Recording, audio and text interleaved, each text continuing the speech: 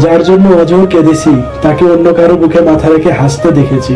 যার মেসেজের আশায় সারা রাত জেগেছি, সে আমাকে রেখে অন্য সবার মেসেজের রিপ্লাই দিতে দেখেছি।